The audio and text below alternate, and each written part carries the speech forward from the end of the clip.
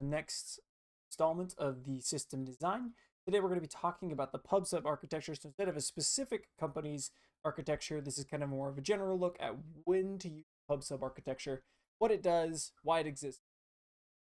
This little diagram kind of neatly describes it, but we'll get into the why first. So if you have two enterprise systems and they need to message between you, just think logically, oh, message A needs to send from sender, received by the receiver. The sender and the receiver both need to agree on what the message looks like. But to be able to do this handoff, they need to talk to each other. So at a naive approach, you could asynchronously say, I'm going to hand this to you, and then wait for the other person to kind of like handing a piece of paper to the person. But in the case of multiple systems needing the same message or multiple publishers trying to give messages, instead, like in an office, instead of handing the paper directly to a person, you drop it off maybe in their mailbox, right, or on their desk. This is kind of the basic idea of a pub sub architecture. You have publishers, senders that are sending information, messages, and dropping them onto subscribers. But one more level of abstraction, if that same message needs to be sent to n number of subscribers, and n number of people need to be able to consume this message, I don't want to have to hand it to everyone that needs it. Instead, I allow the message broker, or this blue cylinder in the middle, to be able to handle that for me. I say, I'm going to give you this message, and any number of people could then take from you. Now, the next part of it is a pull or push system.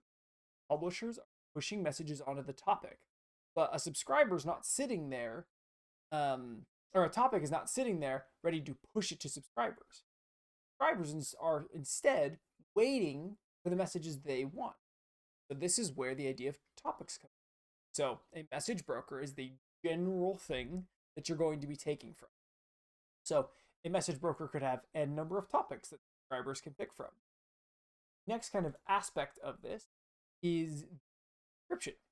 This is what links a subscriber and a topic, and in enterprise systems, Azure Service Bus topic or Azure Service Bus or other topic-based queues, there's guaranteed delivery. So say if I subscribe these types of messages from the topic, I'm guaranteed to make sure that my publisher message doesn't get lost along the way.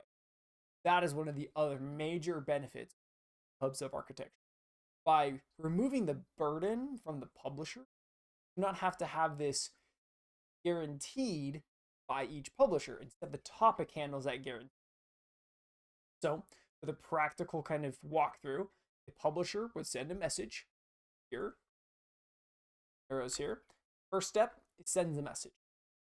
The next one is the topic actually holds that message, and then n number of subscribers come and request the message that they are subscribed to subscriptions.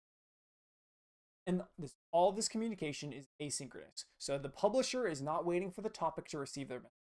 The publisher is only waiting to send the message, not waiting for the topic to accept the message or the topic to process the message.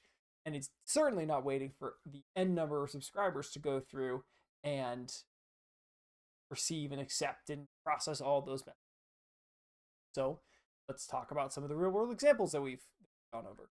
Talked previously about Twitter. Twitter is utilizing this kind of pub sub architecture to be able to handle its high volume of traffic. So in this case, just like we talked about here, I can zoom in a little bit, where instead of having the poster directly call all of their followers, instead we have this queue data structure that's actually acting as a pub sub architecture that then sends its messages. So in this case, we have the users are the publishers, so they create a post. The tweet is the actual message being. The followers are the subscribers. You literally subscribe to a user to say, when they post a message or a tweet, I receive this.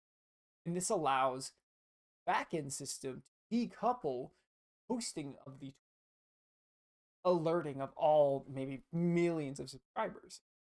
So some of the typical PubSub is where there's a lot of real-time data streaming, IoT, or maybe it's an event-driven system architecture where notifications, alerts, and scalable web apps need to instantly react to data being dropped at different points in the system.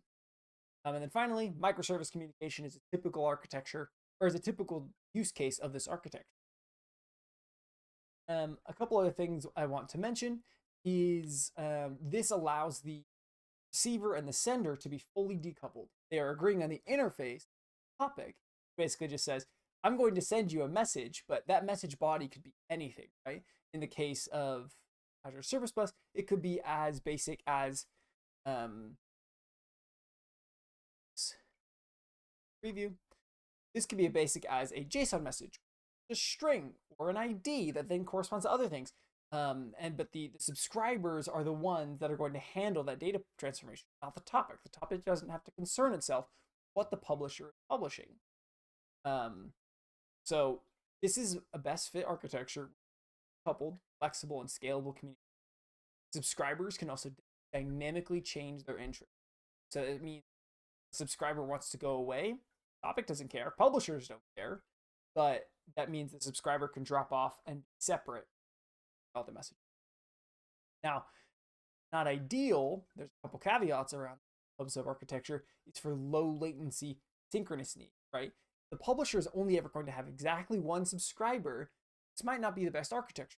You gain a lot of overhead of I process the queue and get ready to possibly have multiple subscribers. But if you're only ever going to do a simple handoff, maybe it doesn't make sense.